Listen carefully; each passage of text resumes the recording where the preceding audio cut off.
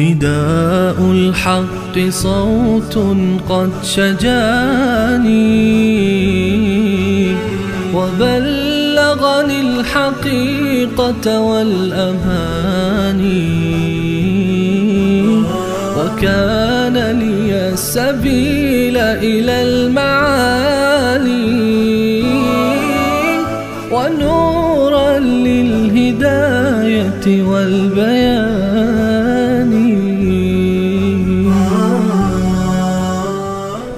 أعوذ بالله من الشيطان الرجيم.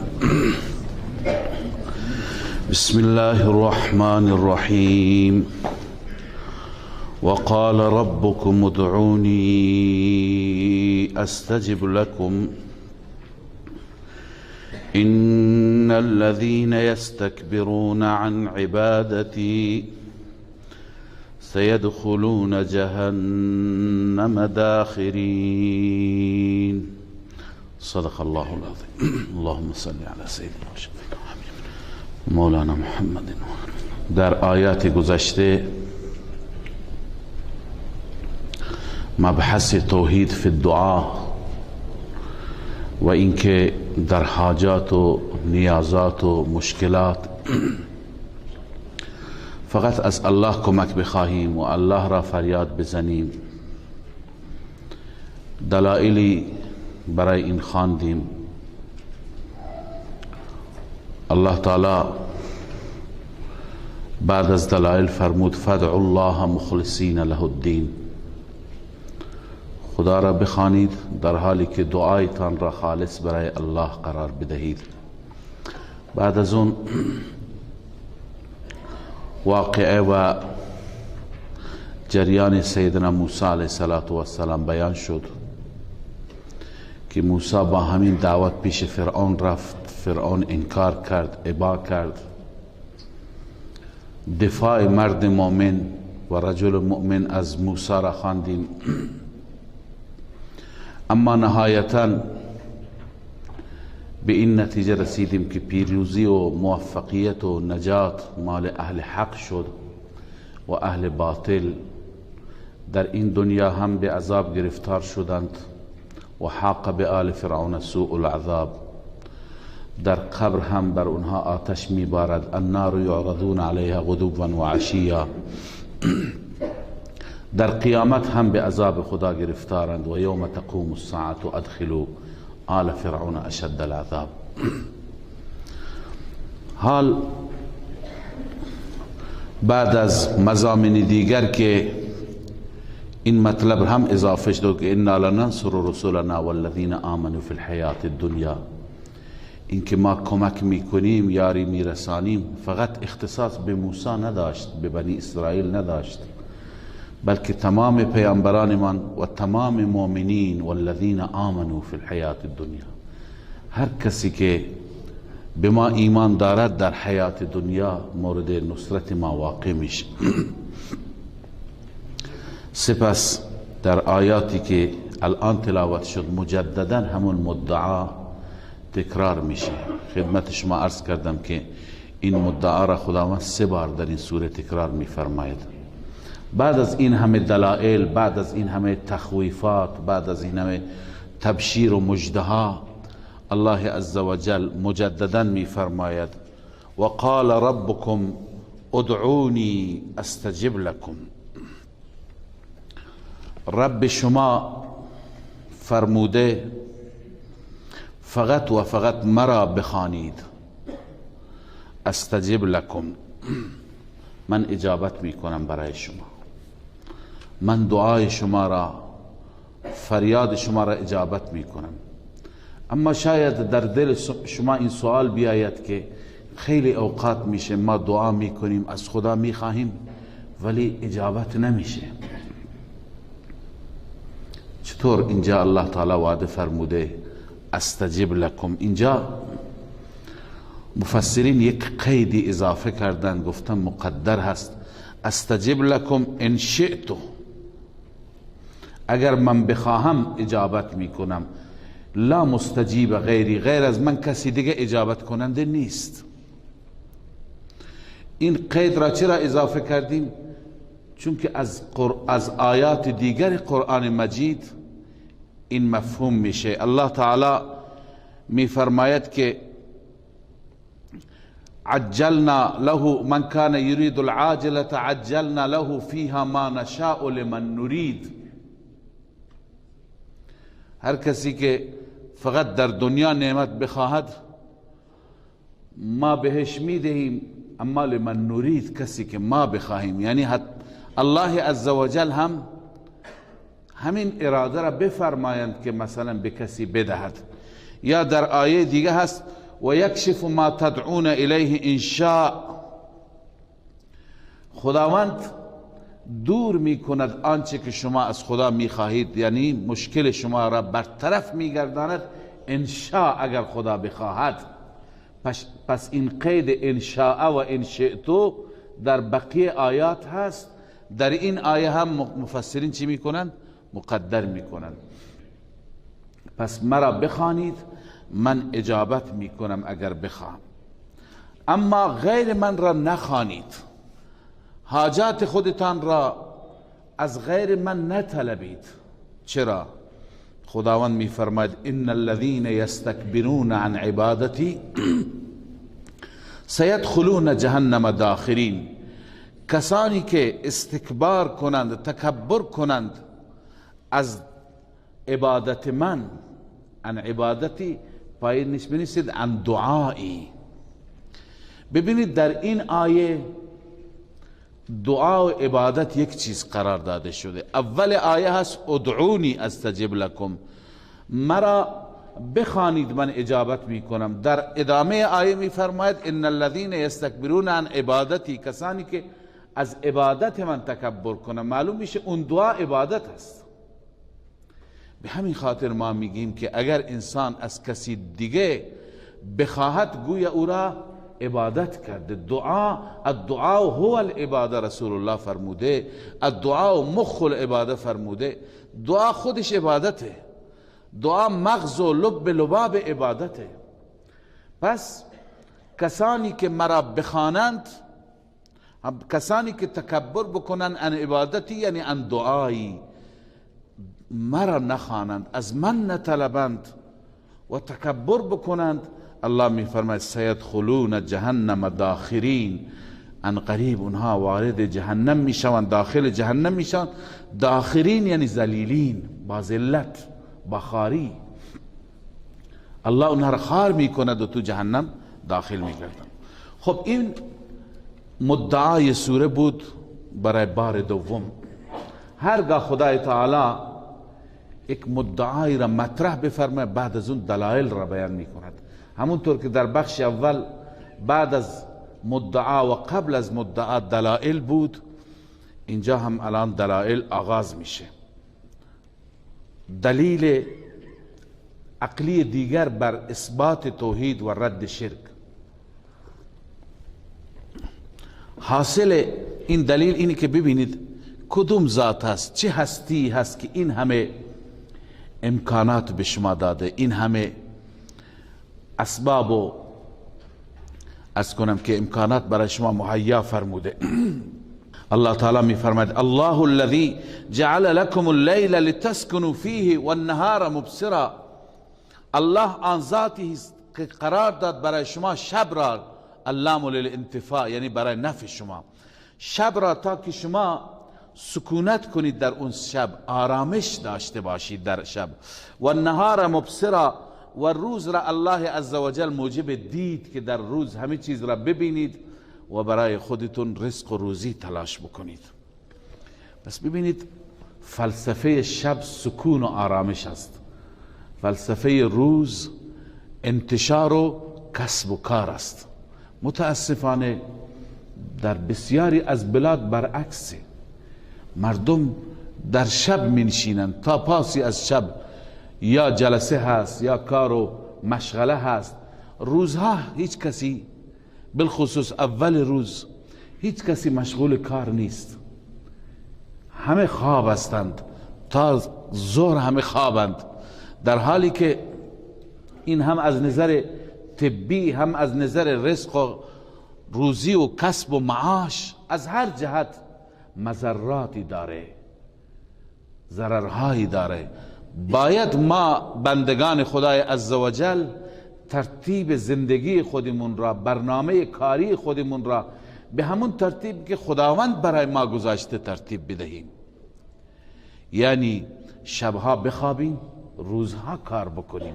لذا الله می فرماید شب را خداوند قرار داد تا که شما سکون و آرامش داشته باشید در آن شب، و النهار مبصرا، و روز را موجب دید و موجب روشنایی که همه جا را ببینید. ان الله لذو فضل علی الناس، خداوند واقعا دارای فضل است بر مردم. ببینید چگونه مصالح ما را خدا در نظر میگیرد، چگونه فضل میفرماید. ولکن اکثر الناس لا یشکرون، اما اکثر مردم سپاسگزار نیستن، شاکر نیستن. ما بررسی بکنیم، گاهی به بعضی نعمتها که خدا به ما داده فکر نمی کنیم. همین شب، اگر همیشه شب باشد، شما تصور بکنید، در آیه از قرآن الله فرموده اگر همیشه شب بیاد برای شما، کی میتونه روز را بیاره؟ یا همیشه روز باشد، انسان خسته میشه، انسان مانده میشه، انسان روانی میشه. الله عزوجل این تنوع را ایجاد کرد. بعد از هر 12 ساعت میبینی فضا عوض میشه، یه فضای تاریک، فضای آرامی، یک فضایی که برای آرامش مفید باشد. باز الله تعالی بعد از اینکه انسان استراحتش تکمیل میشه، تمام میشه، الله تعالی روز را میآورد. لذا این فضل خداست، به خاطر مصالح شما این چنین هست. و الا الان ببینید نظام اینه که همه انسان ها در شب میرن استراحت میکنند و روز کار میکنند. اگر اصلا شب و روزی نباشد، مثلا همش روز باشد، خب انسان ها روی یک ترتیب نمیمانند. بعضی ها این ساعت استراحت میکنه، بعضی اون ساعت. لذا ما با هم دیگر مرتبط هستیم، ما با هم دیگر کار داریم، کارهایمون را انجام میدیم. وقتی که برای کار میریم میبینیم آقا استراحت میکنه، اون پیش ما میاد، اون ساعت ما استراحت میکنیم. لذا نظام وقتی که در هم برهم بشه، معاش ما، کارهای ما با مشکل و با چالش مواجه میشه. اما وقتی که همه هماهنگ، در ساعات خاصی استراحت، در ساعات خاصی کار، و این نظام از بالا برای ما تعیین شده، خب مسائل ما، معاش ما، برنامه های ما روی نظم پیش میره. لذا به این نعمت ها کمتر مردم فکر میکنند. الله میفرماید خداوند خیلی فضل میکند بر مردم، اما اکثر مردم شکرگزار و سپاسگزار نیستند. ذالکم الله ربکم، بعد از این نتیجه، بعد از این دلیل عقلی، این نتیجهش هست. نتیجه دلیل عقلی این الله هست که رب شماست، این همه لطف و احسان نسبت به شما داره. خالق کل شیء، ذاتی که آفریننده هر چیز هست. لا اله الا هو. این نتیجه شد. پس به این نتیجه میرسیم که هیچ معبود لایق عبادت و پرستش نیست بجز او. فانا تؤفکون، به کدام سمت و سو برگردانده میشوید؟ به کدام جهت، به کدام مسیر شما منحرف میشوید؟ منظور الله عزوجل اینه که وقتی که شما میبینید همه این نعمت ها، نعمت شب، روز، خالق فقط و فقط خداست، چرا به وقت عبادت، چرا به وقت دعا، چرا به وقت سجده شما به جای دیگه میرید؟ یا ایها الانسان ما غرک بربک الکریم. ای انسان، نسبت به این ربی که اینقدر نسبت به تو کرم دارد، نسبت به تو احسان دارد، نسبت به تو لطف دارد، همه ما احتاج تو را فراهم کرده، نسبت به این رب چه چیزی تو را فریب داده که همه نعمت را از او استفاده می کنی؟ خورشیدی که او آفریده، شب و روزی، زمین و آسمانی، آبی، همه اون چی که او برات مهیا کرده تو اون استفاده می کنی، اما به وقت عبادت بر در دیگران میری، سجده دیگران را می کنی، دعا از دیگران می طلبی، حاجات خودت را از دیگران می طلبی. پس الله می فرماید فانا تؤفکون، چرا به سوی دیگر برگردانده می شوید؟ ای کیف تعبدون غیره من الاصنام التي لا يخلقون شيئا وهم يخلقون. اون ذاتی که شما همیشه از نعمتها و از الطافش استفاده می کنید، چرا شما به وقت عبادت، به وقت سجده به سوی بت میرید، به سوی آستانه میرید، به سوی قبر و درخت میرید؟ چرا به سمت سوی دیگه میرید؟ كذلك يؤفك الذين كانوا بآیات الله یجحدون. الله عزوجل میفرماید تخصیص این مشرکین مکه نیست، مخصوص اینها نیست. هر کسی که نسبت به آیات الهی منکر باشد، اون همیشه مسیرش اینگونه منحرف است. كذلك یؤفک، یؤفک یعنی برگردانده میشه، منحرف میشه. ای کل من جحد بآیات الله ولم یتأملها، هر کسی که نسبت به آیات الهی انکار بکند و تأمل و تدبر نکند، ولم یطلب الحق، طالب حق نباشد، افک کما افکو، اونم منحرف میشه همونطور که قریش مکه منحرف شدن. لذا الله میفرماید كذلك یؤفک الذین كانوا بآیات الله یجحدون، همچنین منحرف میشن کسانی که نسبت به آیات الهی انکار میکردند. الله الذي جعل لكم الارض قرارا والسماء بناء وصوركم فاحسن صوركم ورزقكم من الطیبات. دلیل عقلی دوم هست که این دلیل، در این دلیل هم موارد آفاقی هستند هم موارد انفسی.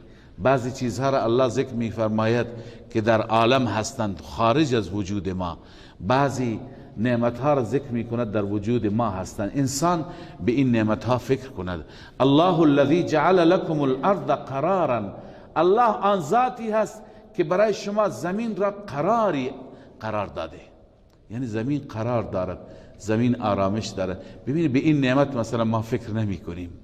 اگر برای چند ثانیه زمین قرارش را از دست بده، برای چند ثانیه زمین به لرزش می افتد، یک لرزش کوچولویی، تمام عیش ما مکدر میشه، تمام زندگی ما خراب میشه، تمام ساختمانهای ما سرنگون میشه، تمام افراد ما هلاک میشن. 13 ثانیه در بم زمین قرار خودش را از دست داد، زمین لرزید، 100,000 نفر کشته شد. لذا اینا نعمت هستند، ما به این نعمت ها فکر نمی کنیم. الله الذي جعل لكم الارض قرارا، الله دوست دارد بنده ای را که آیاتش را بخواند و در این آیات تدبر بکند. با یک تکان یک شهری ویران میشه، با یک تکان تو دریا وقتی که میاد موجها مثل کوها میزنه و شهرها را، ساختمانها را، ماشینها را، انسانها را تمام را نابود میکنه. لذا این نعمت قرار، این نعمت اینکه زمین آرامش دارد، زمین نمی لرزد، این نعمت اندکی نیست، نعمت کوچکی نیست. لذا الله ما بندگان را دعوت میده که ما به این نعمت ها فکر کنیم و بعدا شکر کنیم.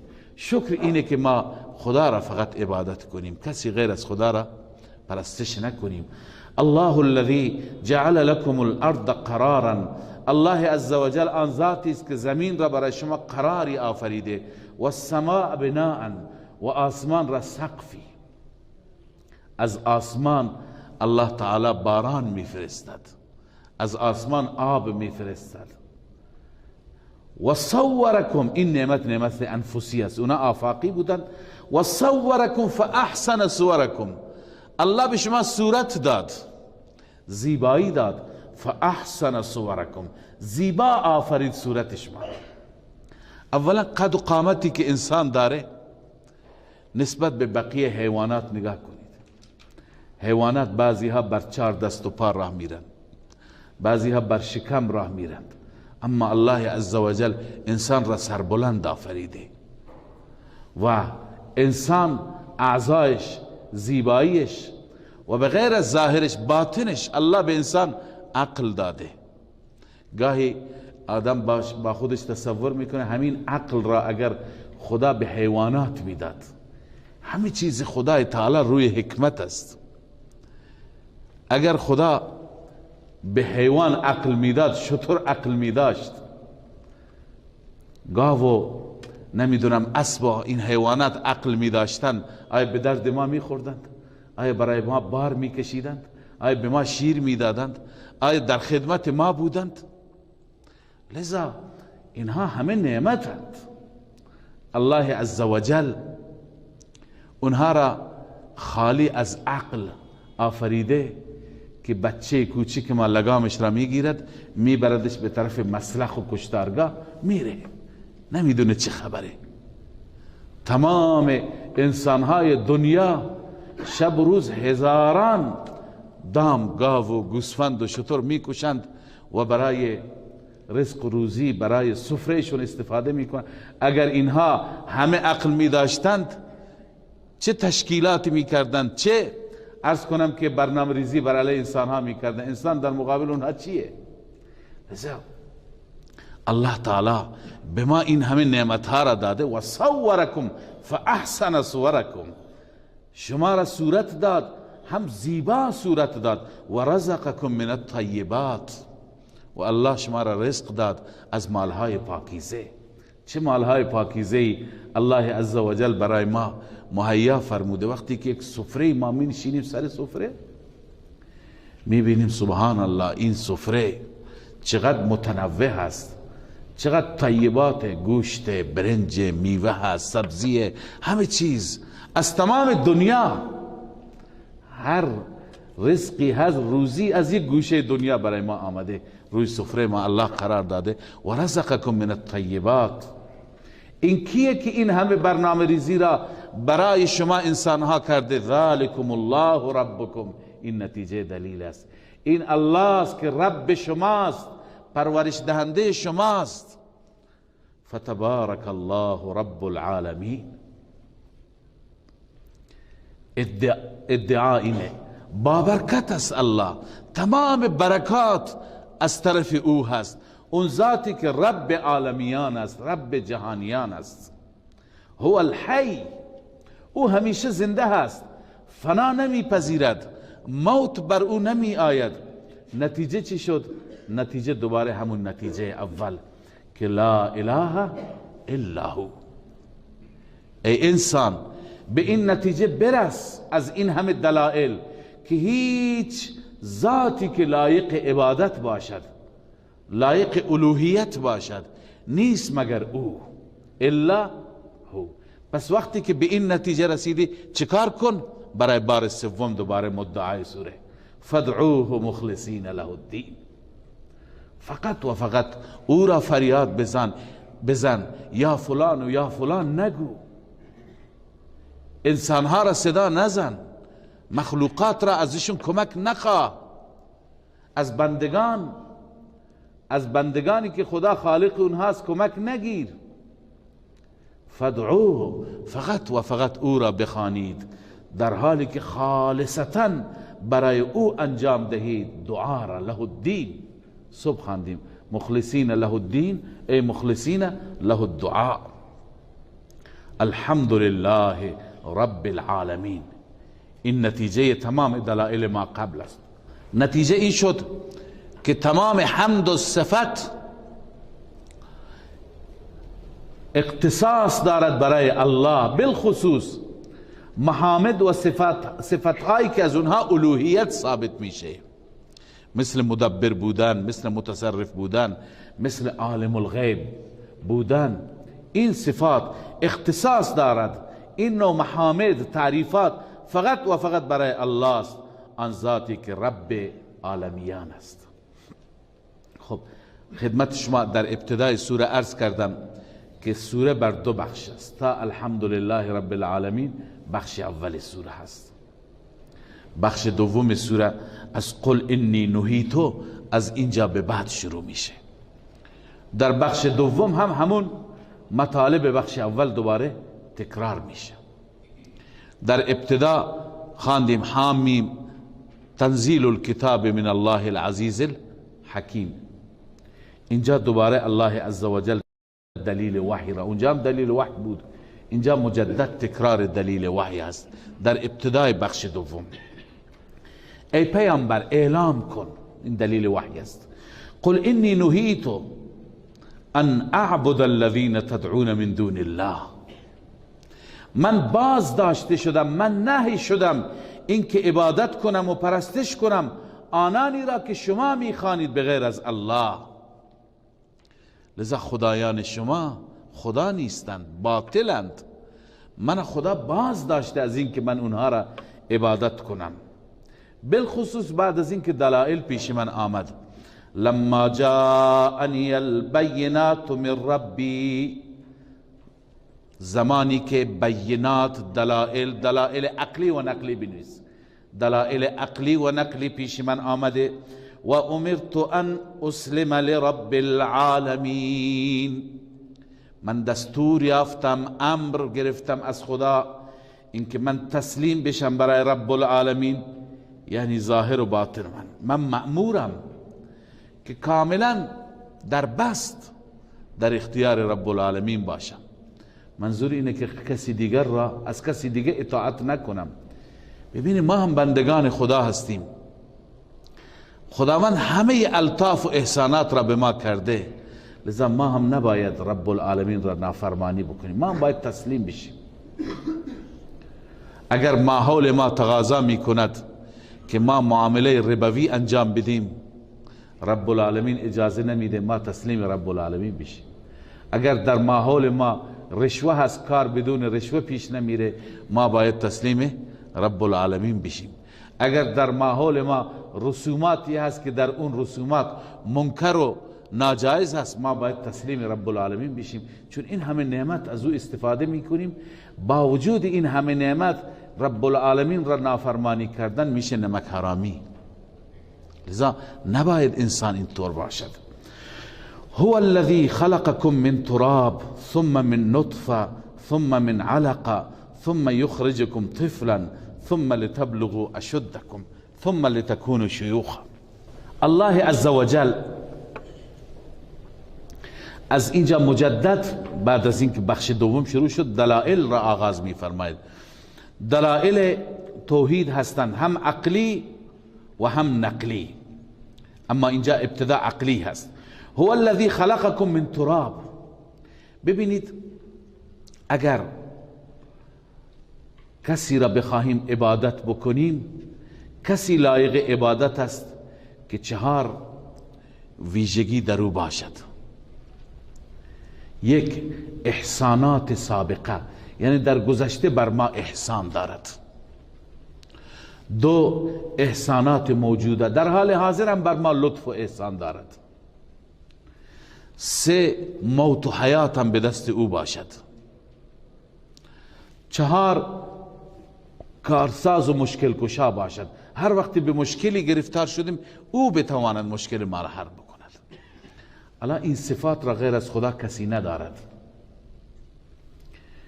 بقیه کسانی که مردم اونها را فریاد میزنند، از اونها استمداد میکنند، اونها در گذشته بر ما چه احساناتی داشتند؟ آیا ما را خلق کردند، به ما رزق و روزی دادند، یا در حال حاضر بر ما احسان دارند؟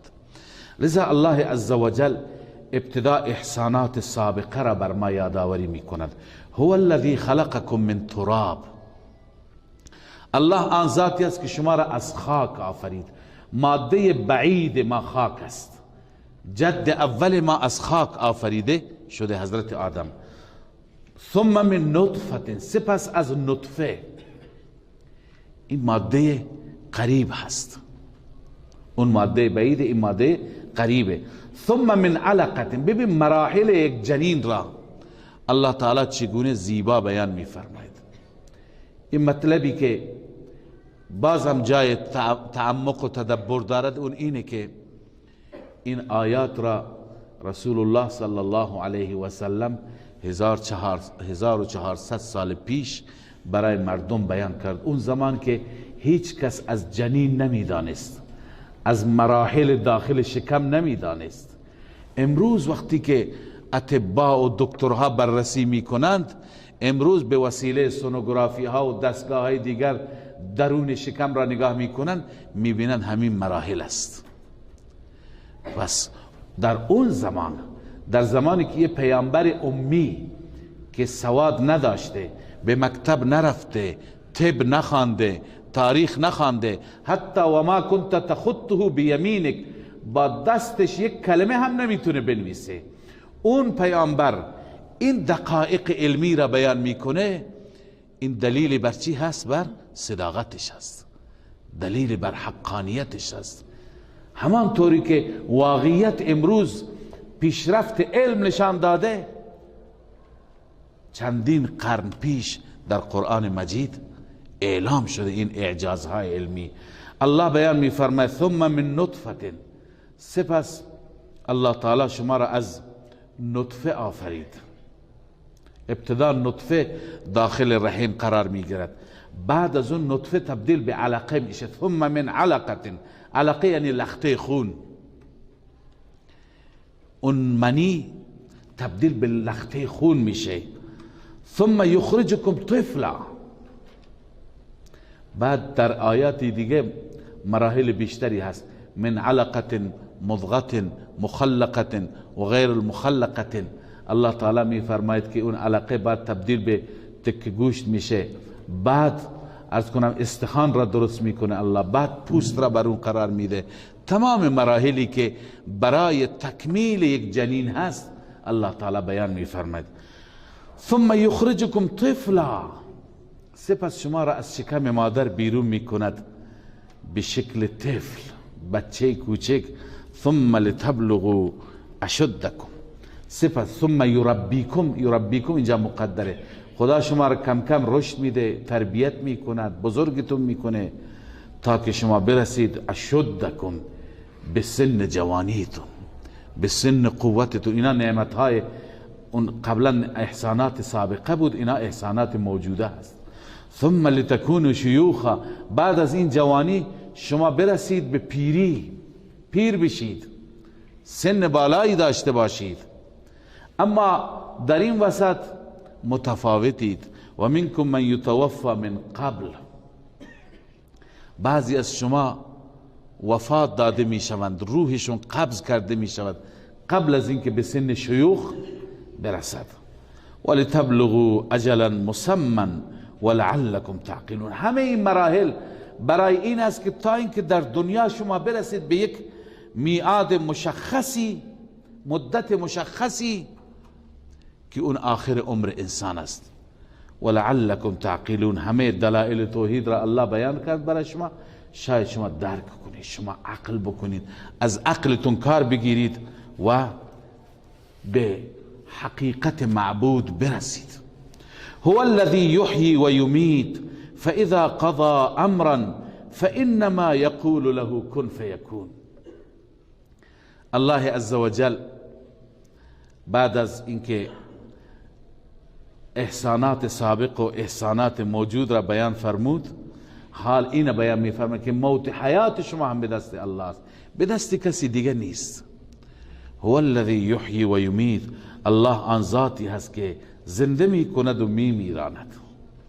فاذا قضا امرا، هرگاه فیصله امری بکند، چه به صورت تدریجا چه دفعتا واحده، فانما یقول له کن فیکون. الله بهش دستور میده که کن، به وجود بیا، اون امر فیکون به وجود میاد. لذا همه و همه این نعمت ها، این قدرت ها اختصاص به الله دارند، از آن الله هستند. الم تر الى الذين يجادلون في آیات الله. ببینه بعد از دلائل عقلی در بخش اول سوره هم خواندیم که خداوند سرزنش میکند، توبیخ میکند منکرین را، مخالفین را، اونهایی که این دلائل را میشنوند و اونها متنبه نمیشوند، متذکر نمیشوند. ربط این آیه با گذشته هم همینه که ما در رکوع گذشته خواندیم انا لننصر رسولنا والذین آمنوا فی الحیات الدنیا. ما پیامبران خودمون را یاری میکنیم و همچنین مؤمنین را. و بعد خداوند فرمود اونهایی که انکار بکنند لهم اللعنت و لهم سوء الدار. اونهایی که مخالفت کنند، اونهایی که انکار بکنند با لعن و با دوری از رحمت الهی مواجه میشند. حال اینجا به تفصیل بیشتری گفته شده که خداوند چگونه اونها را با لعنت، با عذاب، با بدبختی مواجه میکند. لذا الله تعالی از اینجا به بعد ضمن اینکه منکرین را بر منکرین توبیخ میفرماید، اون لعنت را، اون عذاب را الله به طور تفسیر بیان میکند. الله میفرماید الم تر الی الذین یجادلون فی آیات الله. آیا خبر دارید؟ دیدی یعنی خبر داری آنانی را که یجادلون فی آیات الله، بنا حق در آیات الهی جدال میکنند. اونهایی که جدال بالباطل میکنند، بجای اینکه تسلیم بشن در مقابل حق، این سری دلائل میآورند و سعی میکنند دلائل حق را بی اثر بکنند. انا یصرفون، به کدام سمت و سو برگردانده میشوند؟ الذین کذبوا بآیات بالکتاب و بما ارسلنا به رسلنا. این اهل باطل کیا هستند؟ آنانی که تکذیب کردند کتابها را، کتابهای آسمانی را. و بما ارسلنا به رسلنا، آنهایی که اون پیامی که ما با رسولمون فرستادیم اون تکذیب کردند. خداوند با رسول چه پیامی فرستاده؟ و ما ارسلنا من رسول الا نوحی الیه انه لا اله الا انا فاعبدون. خداوند میفرماید برای همه رسول این وحی را ما مشترکاً فرستادیم که اعلام کنید ای رسول لا اله الا انا، هیچ ذاتی که لایق عبادت باشد بغیر از من الله نیست. بما ارسلنا به رسولنا، پس توحید است، توحید فی الالوهیت. بما ارسلنا به رسولنا این است که فقط و فقط خدا را پرستش بکنید. لذا الله می فرماید الذين كذبوا بالكتاب وبما ارسلنا به رسلنا، آن انسان هایی که تکذیب کردند کتاب را، کتاب های آسمانی را. و بما ارسلنا به رسلنا، اون توحیدی که ما اون توحید را فرستادیم با رسولمون. ارسلنا به، اون توحید را فرستادیم رسولمان را به خاطر اون توحید. فسوف یعلمون، اینهایی که تکذیب میکنند این وعید است، ان قریب میدانند، ان قریب اینها میدانند که به چه سرنوشت بدی گرفتار میشوند. حال تخویف اخروی، الله اون عذاب را بیان میکنه که اینها ان قریب به این عذاب گرفتار میشوند. اون چیه؟ اذ الاغلال فی اعناقهم والسلاسل یسحبون فی الحمیم، زمانی که طوقها به گردنشون انداخته بشه، والسلاسل و زنجیرها به پاهایشون بسته بشه. این از قبیل الفتها تبنا و ماء باردا هست، یک اصطلاح عربی است. اصل عبارت اینه اذ الاغلال فی اعناقهم والسلاسل فی ارجلهم، طوقها به گردنشون هست و زنجیرها به پاهایشون هست. ببینید مجرم در قیامت نمیتونه فرار بکنن. خب چرا زنجیرش میکنن؟ چرا زولانهش میکنن؟ زنجیر به خاطر تذلیلش، ذلت بیشتر.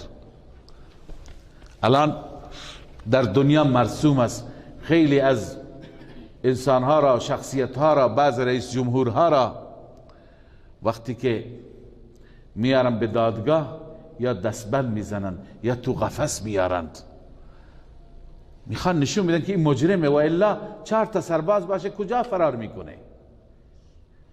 ولی هدف چیه؟ هدف خرد کردنش است.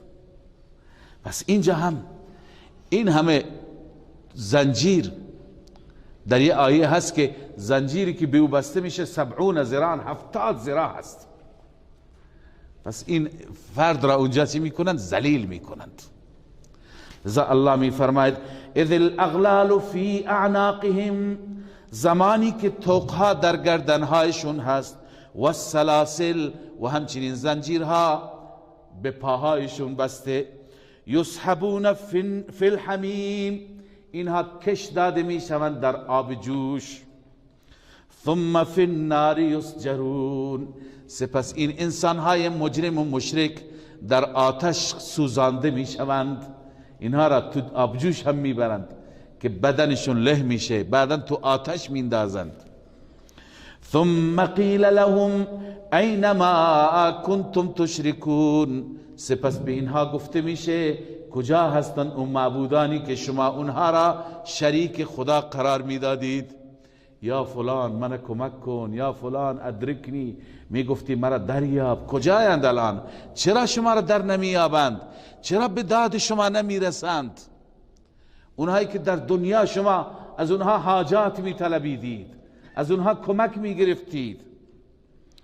قالوا ضلوا عنا، اونجا مجرمین اعتراف میکنند، میگویند گم شدند از ما. ضلوا عنا، از ما گم شدند. بل لم نکن ندعو من قبل شیئا، بعد انکار میکنه. اول میگه گم شدن پیدا نمیشن، بعد انکار میکنه، میگه نه ما اصلا در دنیا هیچ چیز را عبادت نمی کردیم. لم نکن ندعو من قبل شیئا، ما نبودیم که فریاد بزنیم قبل از این چیزی را. یعنی چه؟ اول اقرار بعدا انکار. اینجا مفسرین دو تا تقریر و دو تا تفسیر بیان کردن. بعضی گفتن که اول میگویند ضلوا عنا، گم شدن، هرچی میگردیم پیداشون نمی کنیم. بعدن چون که خیلی سرگردان و وحشت زده هستن، بعدن میگن نه ما دروغ گفتیم، ما کسی را فریاد نزدیم تو دنیا. بل لم نکن ندعو من قبل شیئا، ما هیچ چیزی را در دنیا میدونن که دروغ اینجا نتیجه نداره، ولی میگن خب دروغ بگیم شاید رهایی یافتیم، شاید خلاصی یافتیم. لذا بعضی اینو گفتند. اما بعضی دیگه میگن نه، معنیش اینه که ضلوا عنا، اونا گم شدن، امروز چی کسی را فریاد بزنیم؟ اونها لایق فریاد زدن نیستند.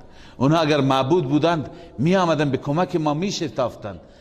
بعد اقرار میکنن بل لم نکن ندعو من قبل شیئا، بلکه حقیقت اینه که در دنیا ما که کسانی را که صدا می زدیم اونا شیئا معتد به نبودند، یعنی کسانی که ارزش فریاد زدن را داشته باشند، کسانی که لایق عبادت باشند و لایق دعا باشند نبودند. پس ما شیء معتد به را، شیء ارزشی را ما در دنیا نمیخواندیم. کاش که ما در دنیا خدا را فریاد میزدیم که اینجا به درد ما میخورد، به داد ما میرسد. لذا پس منظور اینه که ما فریاد نزدیم در دنیا شیئا ای شیئا معتدا به، چیز ارزشی را، بی ارزش بودند که ما فریاد زدیم. انه تعالی یحیرهم، معنای اول روح المعانی نوشته، خدا اونها را چنان حیران میکند فی امرهم، در کارشون، حتی یفزعون الی الکذب، حتی که رجوع میکنن به دروغ، مجبور میشن دروغ بگند.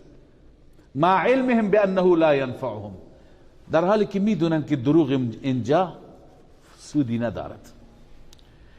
یا اینکه نه، معنای دوم بل تبین لنا اليوم، بلکه امروز برای ما واضح شد که انا لم نکن نعبد فی الدنیا شیئا یعتد به، ما در دنیا کسی را که ارزش عبادت را داشته باشد نمیخواندیم. کذالک یضل الله الکافرین، الله میفرماید کذالک به معنی لذالک، علت است، به این خاطر خداوند کافرین را گمراه میکند. ذالکم بما کنتم تفرحون فی الارض بغیر الحق و بما کنتم تمرحون. این علت جزا هست. چرا در قیامت به اون عذاب گرفتار می شوید؟ این به سبب این هست که کنتم تفرحون فی الارض بغیر الحق، شما در زمین خدا در دنیا تکبر می کردید به ناحق. تفرحون، فرح گرچه معنی لغویش هست خوشحالی، اما عبدالله ابن عباس رضی الله عنهما فرموده کل فرح فی القرآن بمعنى البطر. هر فرح و هر خوشحالی، هر فرح، لفظ فرح که در قرآن میاد به معنی غرور است، به معنی تکبر است. فرح و مرح هر دو به تکبر میگویند، اما فرق دارن با هم. فرح اون غروری را میگن که در دل داره انسان، تو دلش خودش را از همه بزرگتر میدانه، خودش را کسی میداند، دیگران را بیارزش میداند، دیگران را حقیر میداند. اونی که در دل باشد چیه؟ فرح است. بعد از این که در دل باشد انسان بر اعضا و بر جوارح و بر رفتار و گفتار نشون میده، این را میگن مرح. مرح اونه که پس با اعضا و با جوارح باشه، سینهش را جلو میده، سرش را بلند میکنه، با یک غرور خاصی راه میره، این مرح است. ولا تمشی فی الارض مرحا، اینطور مغرورانه و متکبرانه راه نرو، متواضعانه راه برو، قرآن گفته. پس مرح اونه که غرور و تکبر بر اعضا و جوارح ظاهر بشه. فرح اینه که غرور و تکبر کجا باشد؟ در دل باشد. لذا الله عزوجل به مجرمین میگه ذالکم بما کنتم تفرحون فی الارض بغیر الحق. این به سبب این است که شما در زمین غرور داشتید، متکبر بودید، بغیر الحق، بنا حق، یعنی ارزش تکبر را نداشتی. تو یک مخلوق نمیتونه متکبر باشد. و بما کنتم تمرحون، به سبب اینکه مرح میکردید، یعنی تکبر را با عملتون نشان میدادید.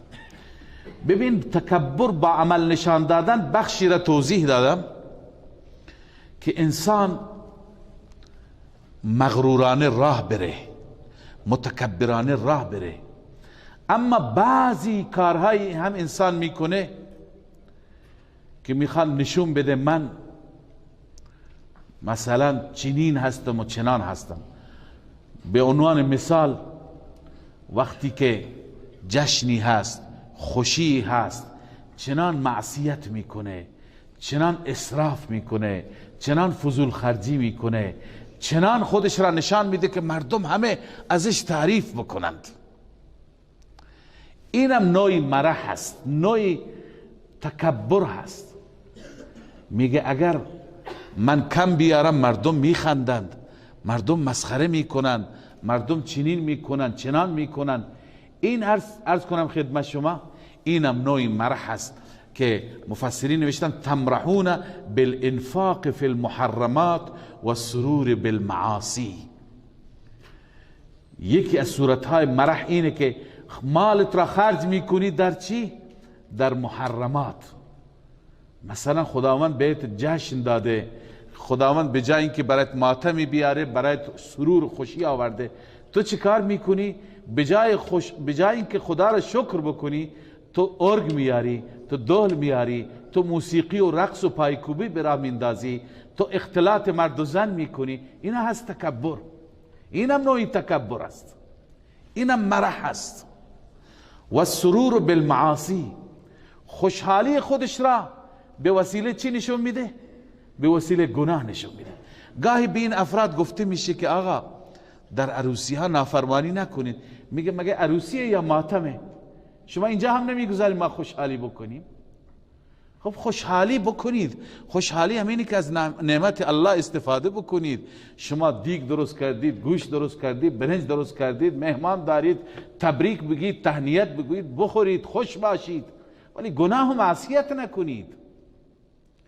گناه و معصیت در وقت چنین مراسمی مسائلی، این مفسرین نوشتن این نوعی مرح است. الله از این ناراضی میشه.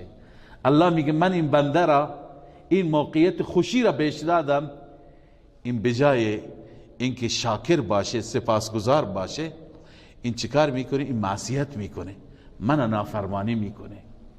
لذا الله میفرماید ای انسان، تو در دنیا هم در دل مغرور بودی، هم ظاهرت مغرور بود، هم باطنت مغرور بود. این بیشتر مال مشرکین است، این عادات و صفات مال مشرکین است. لذا نتیجه چی میشه؟ ادخلوا ابواب جهنم خالدین فیها، بهش گفته میشه داخل بشید شما در درهای جهنم، خالدین فیها، همیشه در آن جهنم بمانید. فبئس مثوى المتکبرین، بسیار بد است جایگاه متکبرین. این جایی که خدا برای متکبرین در جهنم تعیین کرده جایگاه بدی هست. الله همه ما را از تکبر، از فرح و مرح نجات بده. فاصبر ان وعد الله حق. الله عزوجل بعد از اینکه متکبرین را، کسانی که با پیغمبر مبارزه می کردند، سرداران کفر را، رؤسای شرک را، بعد از اینکه سرزنش فرمود، زجر فرمود، حال حبیب خودش را تسلی میده. تو نگران نباش ای پیامبر من، فاصبر، صبر کن. ان وعد الله حق، وعده الهی حق است. وعده عذاب، وعده مؤاخذه خدای عزوجل فرا میرسد. کی هست؟ الله میفرماید اون با ما بستگی داره. فاما نرینک بعض الذی نعدهم او نتوفینک فالینا یرجعون. اگر ما به شما نشان بدهیم بعضی از آنچه که وعده میدهیم. خدا چی وعده داد؟ وعده عذاب برای کفار. ای پیغمبر اگر ما بهت نشان بدیم، یعنی در حیاتت اونها را عذاب بدیم. این سوره مکی هست، در مکه خدا میفرماید اگر ما در حیاتت اونها را عذاب بدیم، او نتوفینک، یا شما را وفات بدیم، شما را به ملاقات خودمون ببریم، در هر دو صورت شما نگران نباش. فالینا یرجعون، به سوی ما برگردانده میشوند. این مشرکین نهایتا به سوی ما برگردانده میشوند. اینجا شاید کسی اعتراض بکنه، البته از فحوای آیه اینطور فهمیده میشه، اینطوری که خداوند پیغمبر خودش را خطاب کرده، پیغمبر منتظر بود که کی عذاب خدا بر اونها میاد. الان شاید کسی اعتراض بکنه که از یک طرف پیغمبر ما پیغمبر شفقت و رحمت بود، آیا پیغمبری که پر از شفقت و رحمت است وجودش، آیا این پیغمبر اگر منتظر باشه که دشمنانش را خدا عذاب بده، این خلاف رحمت نیست؟ این خلاف شفقت نیست؟ این خلاف رأفت نیست؟ جوابش اینه، خدمت شما عرض کنم که رسول اکرم صلی الله علیه وسلم اولا حریص بود بر ایمان اونها که اونها مسلمان بشن، اما بعد از اینکه پیغمبر خدا به این نتیجه رسید که اینها ایمان نمی آورند، مایوس شد از ایمانشان. و نه تنها نه اینکه مایوس شد و ایمان نمی آوردند، شب و روز بر مظلومین ستم می کردند، شب و روز یاران رسول الله را کتک می زدند، شب و روز شکنجگاه هایشون از آه و فغان، صدای فریاد مظلومین به هوا بلند بود. خب با توجه به این شرایط ایمان هم نمی آورند، همیشه ستم می کنند، باز هم اگر پیغمبر منتظر انتقام مظلومین را از اونها داشته باشد، این خلاف شفقت است؟ نخیر، این شفقت است، شفقت و رحمت است بر مظلومین. پیغمبر انتظار می کشد که کی انتقام بلال و صهیب و عمار و یاسر و سمیه ازشون گرفته بشه. بنابراین این خلاف شفقت نیست. پس الله عزوجل اینجا گفت فرمودند که ما اگر به شما نشان بدیم بعض الذین نعدهم، آیا نشان داد؟ بله. خداوند در جریان بدر 70 تا از بهترین سرداران را کشت، 70 تا دیگه اسیر شدند، بقیه خار و زبون و پا به فرار گذاشتند. بعض الذین نعدهم همینه. اما بالاخره فالینا یرجعون، نهایتا به سوی ما برگردانده می شوند. ولقد ارسلنا رسلا من قبلک، تسلی برای پیامبر بود. حال دلیل نقلی هست، دلیل نقلی از انبیاء گذشته به صورت اجمال. الله می فرماید ولقد ارسلنا رسلا من قبلک، همانا ما فرستادیم پیامبرانی را قبل از شما. منهم من قصصنا علیک، بعضی از اون پیامبران هستند که ما تعریف کردیم برای شما، قصه و واقعه اونها را بیان کردیم برای شما. و منهم من لم نقصص علیک، بعضی از اونها هستند که ما داستانشون را تعریف نکردیم. در سوره نساء هم الله می فرما منهم من قصصنا علیک من قبل و منهم من لم نقصص علیک. معلوم میشه که رسول الله صلی الله علیه و سلم که پیامبر محبوب خدا بود، از همه احوال خبر نداشت، از غیب اطلاع نداشت. خدا بهش میگه بعضی را ما برای تعریف کردیم، بعضی را تعریف نکردیم، شما هنوز خبر ندارید. اما یک اصل بسیار مهم را الله اینجا بیان میفرماید، اون اینه که در همه رسولان این وجه مشترک بود. و ما کان لرسول ان یأتی بآیت الا باذن الله. بعضی از مفسرین این آیه را جواب سوالی قرار دادن. سوال اینه، اشکال اینجاست که خب شما ای محمد، گویا از طرف مشرکین گفته میشه، به ما معجزه‌ای نشان بده، اون معجزه‌ای که ما میخواهیم، ما ایمان میآوریم. اونا چه معجزه‌ای میخواستند؟ اونها میگفتن وقال الذين كفروا لن نؤمن لك حتى تنزل علينا كتابا نقرأه.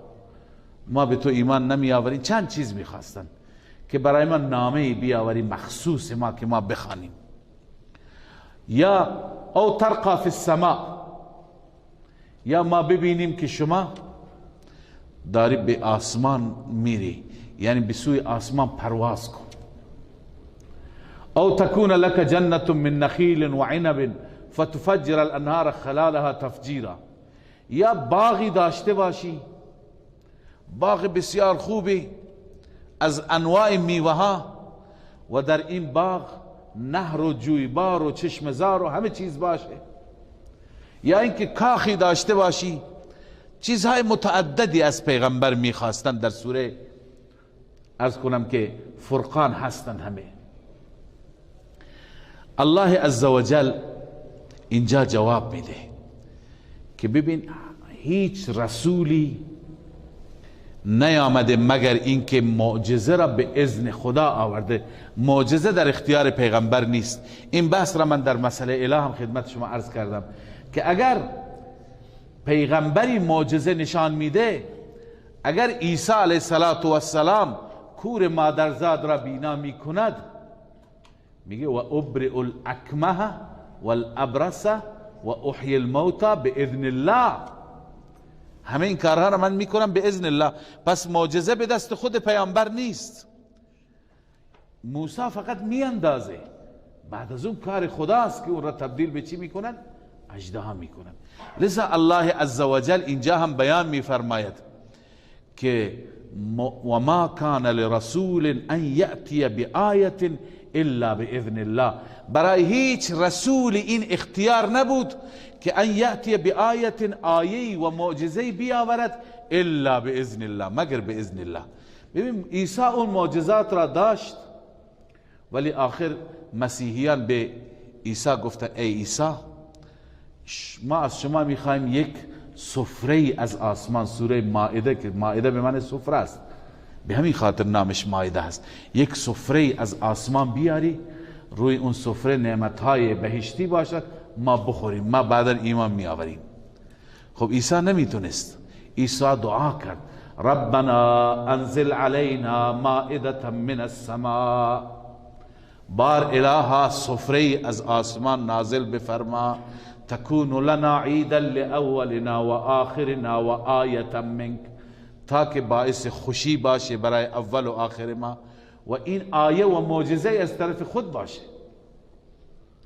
اما خداوند گفت که نه، من سفره را نمیفرستم مگر اینکه اگر سفره را بفرستم بعد از اون سفره اگر پیروان تو کفر بکنند من چنان عذابی به اینها میدم که هیچ یک از عالمین را اون عذاب ندادم. قال الله انی منزله علیکم فمن یکفر بعد منکم فانی اعذبه عذابا لا اعذبه احدا من العالمین. لذا خداوند عزوجل وعید بیان میفرماید. معلوم میشه که این معجزه به دست عیسی نبود، معجزه به دست الله است. الله با شرط و شروط میفرماید من معجزه را میفرستم.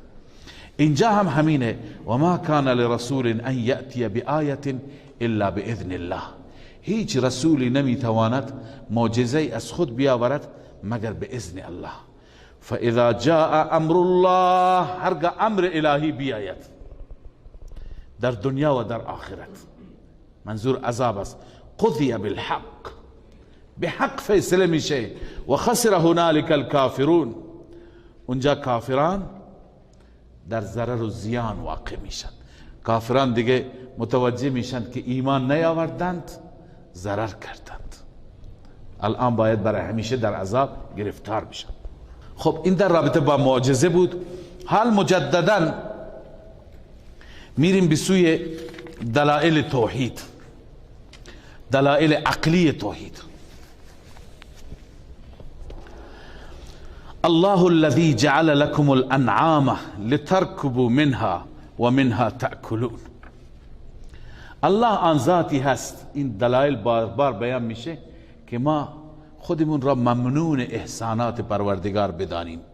بعد از اینکه ممنون احسانات پروردگار شدیم اون وقت ما در عبادات کسی را شریک قرار ندهیم. خداوند آن ذاتی است که قرار داد برای شما چارپایان را لترکبوا منها، من تبعیضیه هست، تا که سوار بشید بعضی از اونها را. و منها تأکلون، بعضی از اونها هستن که شما میخورید، گوشتشون را استفاده میکنید. و نه اینکه این دوتا منافع، یکی سواریشون یکی گوشتشون. ولکم فیها منافع، برای شما در اون حیوانات منافع هست، منافع دیگر، منافع مثلا پشمشون، مویشون، شیرشون.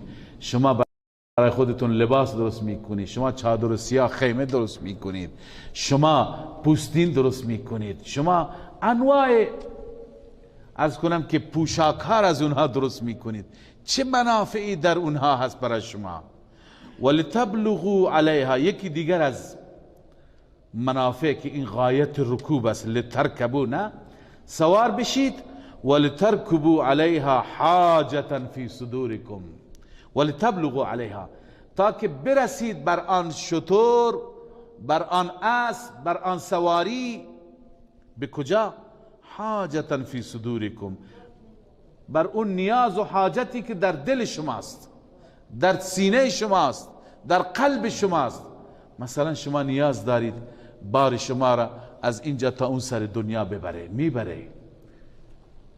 لذا این نعمت خداست. به این فکر کردی که خداوند این شتر را چطور در اختیار شما قرار داده، مسخر کرده برای شما.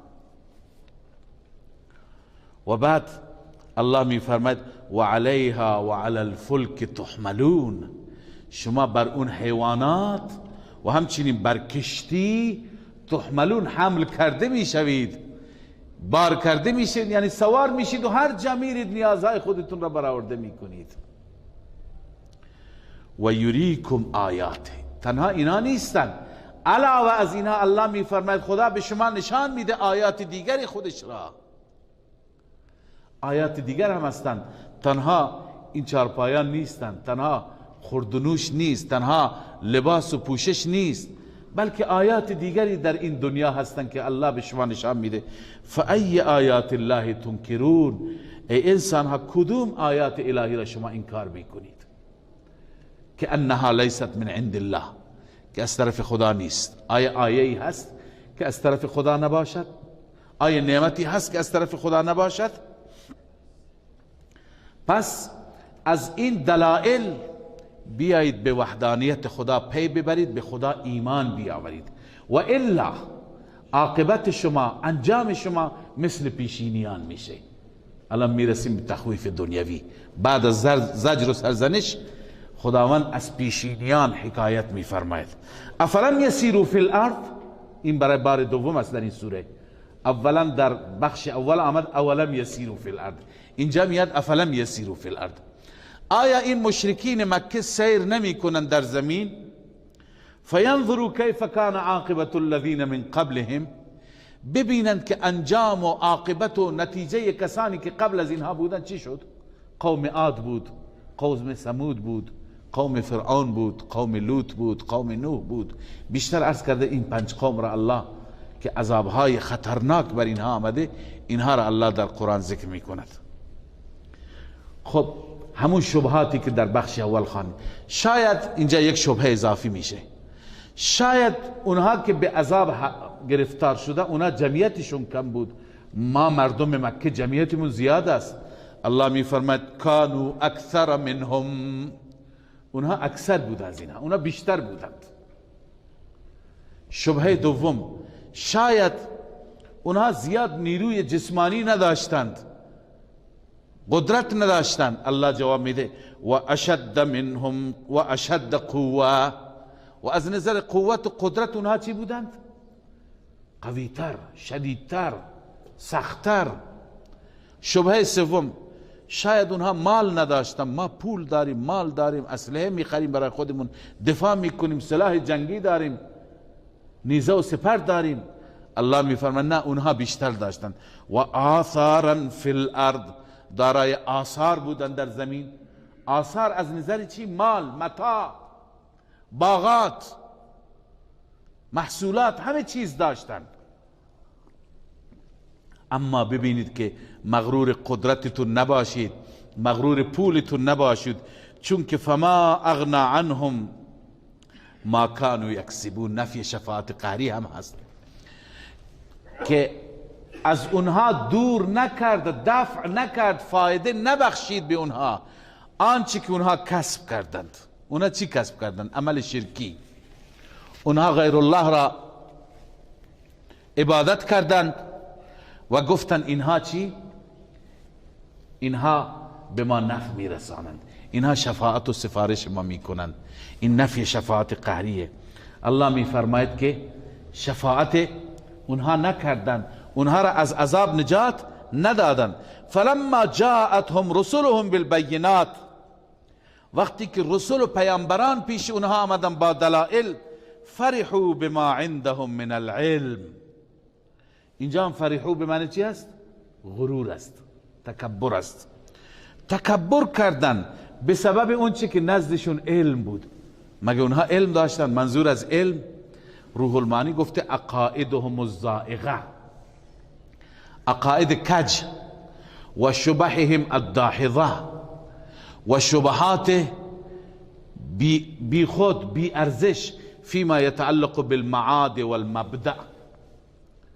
اون چی که درباره معاد و درباره مبدأ بود در قرآن از این شبهات زیاد بیان شده. مثلا اونها درباره مبدأ چی میگفتند؟ درباره توحید میگفتند ما اینهایی را که عبادت میکنیم اینا واسطه هستند، اینا وسیله هستند، ما را به اونجا میرسانند، ما را به خدا میرسانند. این شبهات درباره توحید بود. درباره قیامت انکار میکردند، میگفتند آیا هر وقتی که ما تبدیل به چی بشیم، به خاکستر بشیم و تبدیل به استخوان بشیم، دوباره ما از قبرها بلند میشیم؟ لذا انکار میکردند. با این هم مغرور بودند و خوش بودند. الله میفرماید و حاق بهم ما کانوا به یستهزئون، به اونها فرود آمد آنچه که استهزا میکردند. چی را استهزا میکردند؟ چی را مسخره میکردند؟ عذاب را مسخره میکردند. اون عذابی که مسخره اش میکردند اون عذاب بر اونها نزول کرد، اون عذاب بر اونها فرود آمد. فلما رأوا بأسنا قالوا آمنا بالله وحده. ببین وقتی که اونها دیدند عذاب ما را، بأس به معنی چی هست؟ عذاب، گرفت. وقتی که عذاب ما را دیدند یعنی عذاب شروع شد، قالوا آمنا بالله وحده، گفتم ما به خدا ایمان آوردیم، وحده تنها، دیگه خدایان را قبول نداریم، معبودان و شرکا را قبول نداریم. اما الله می فرماید و کفرنا بما كنا به مشرکین، ما کفر کردیم، انکار کردیم اون بتهایی که ما اونها را شریک می گرفتیم، الاوثان التي اشرکناهم فی العباده، اون بتهایی که اونها را ما در عبادت شریک خدا قرار می دادیم، دیگه اون بتها را قبول نداریم. اینا چه وقت می گفتن؟ کی ایمان آوردند؟ زمانی که عذاب شروع شد، در عذاب گرفتار بودند. الله عزوجل می فرماید فلم یک ینفعهم ایمانهم لما رأوا بأسنا، ایمان اونها برای اونها فایده نداد وقتی که اونها عذاب ما را دیدند. وقتی که عذاب بیاید و عذاب شروع بشه، کسی ایمان بیاورد ایمان فایده ندارد. قبل از عذاب چرا؟ عنایت داشته باشید که ما در قرآن داریم که قوم یونس وقتی که علائم عذاب و نشانات عذاب را دید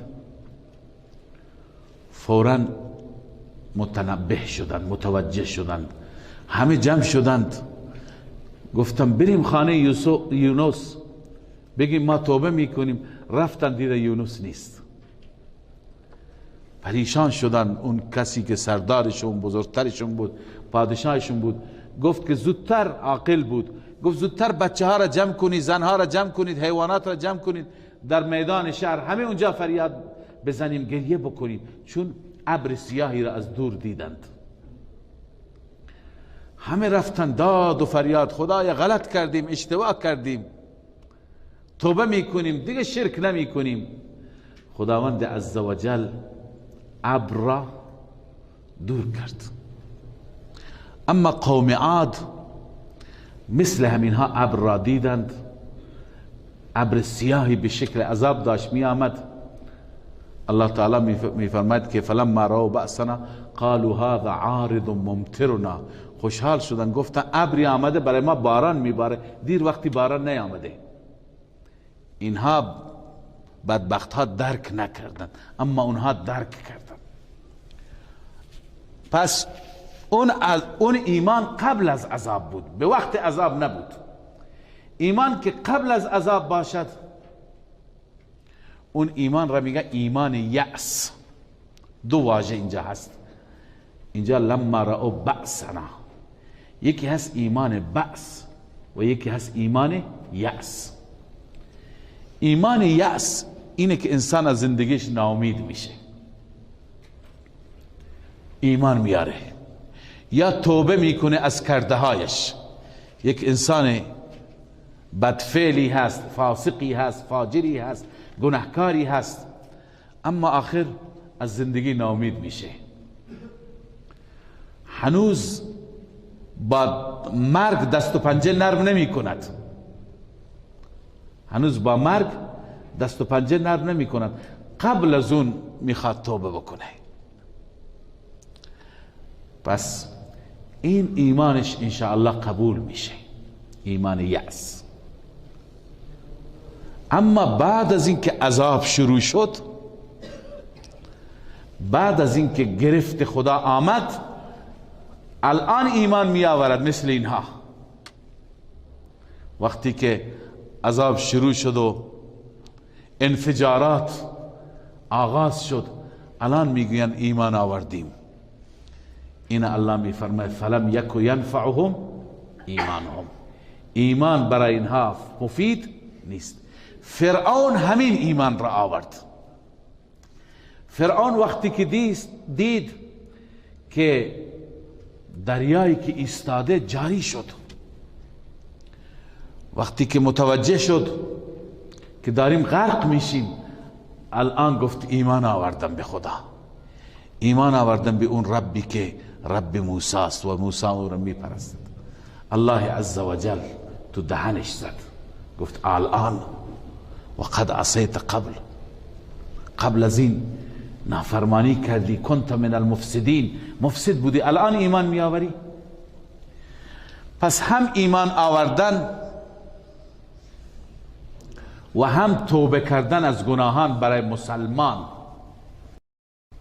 تا زمانی که در حالت بأس باشد قبول نمیشه، اما در حالت یأس باشه امید از قبول بشه. رسول الله صلی الله علیه و سلم فرمود که توبت امتی ما لم یغرغر، توبه امت من کی پذیرفته میشه؟ تا زمانی که به غرغره و به خرخره نفسش نرسیده. تا اون زمان اگر توبه بکنه توبهش قبول میشه. اما وقتی که رسید آخرین لحظات است، الان نفسش تنگی میکنه، دست و پا میزنه، الان توبه میکنه، دیگه دیر شده.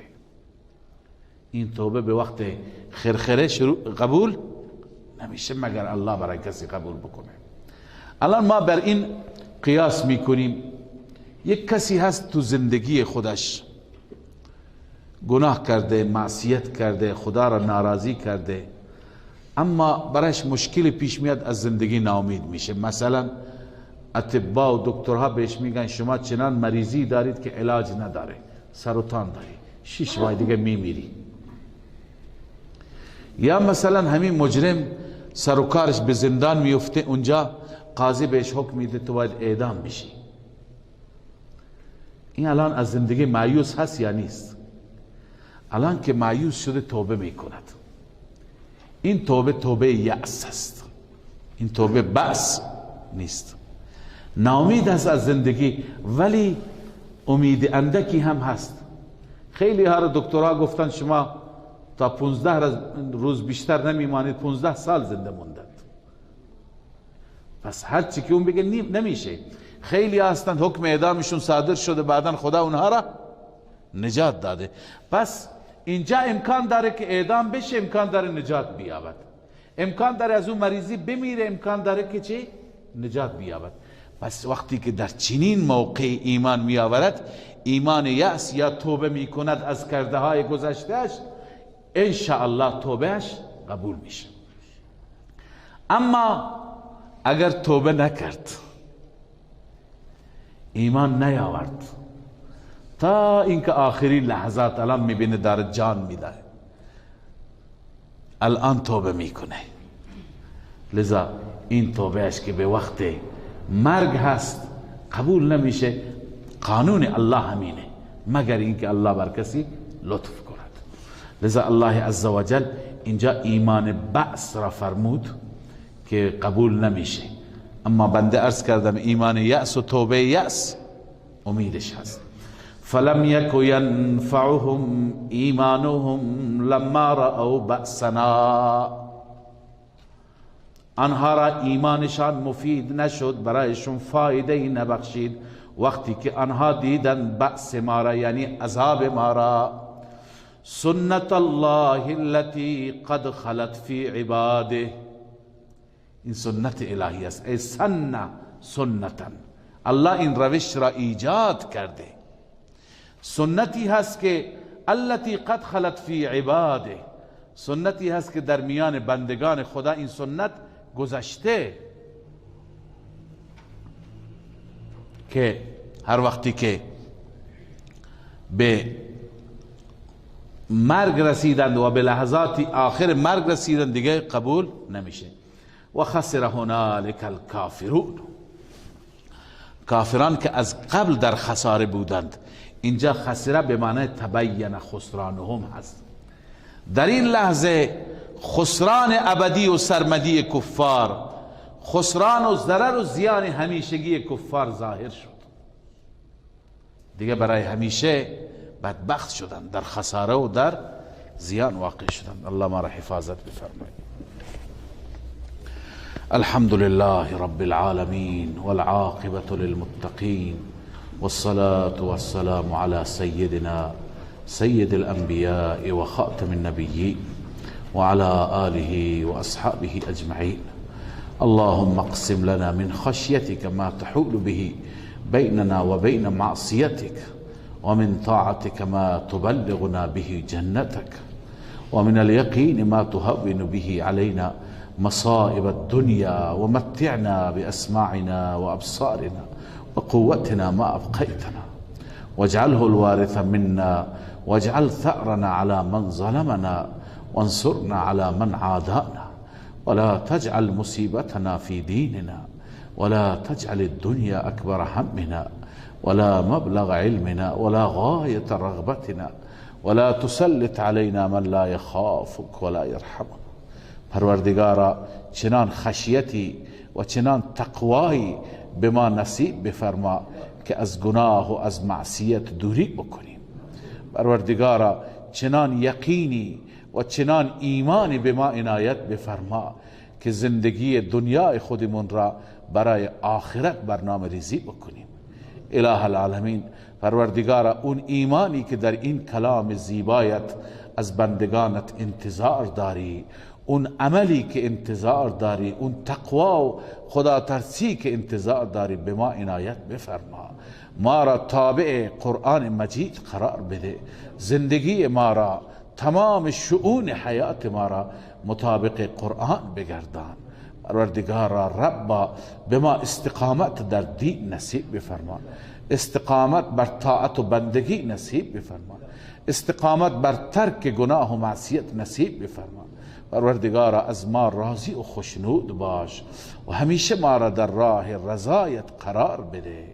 اله العالمین، پروردگارا ما را از بندگان با ایمان و با تقوا بگردان، ما را از خادمان قرآن بگردان، ما را از ناشران دین بگردان. پروردگارا طاعت و عبادت شکسته ما را به بارگاه خودت بپذیر. اله العالمین، ربا این درس را به بارگاه خودت قبول بفرما، اخلاص نصیب بفرما و بهره ای از این کلام به همه ما نصیب بفرما. فهم این کلام را اونطوری که حقش هست به همه ما نصیب بفرما.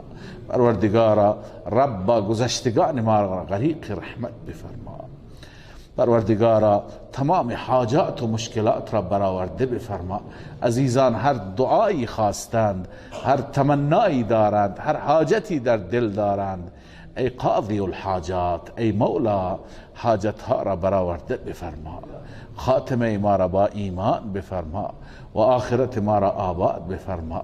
ربنا تقبل منا انك انت السميع العليم وتب علينا انك انت التواب الرحيم.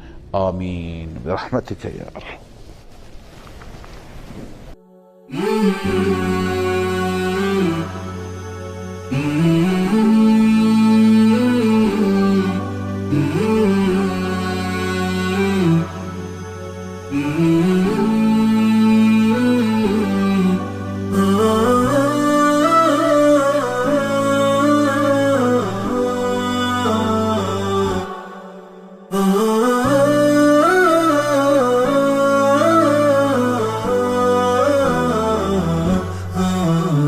نداء الحق صوت قد شجاني وبلغني الحقيقة والأماني، وكان لي السبيل إلى المعالي، ونورا للهداية والبيان.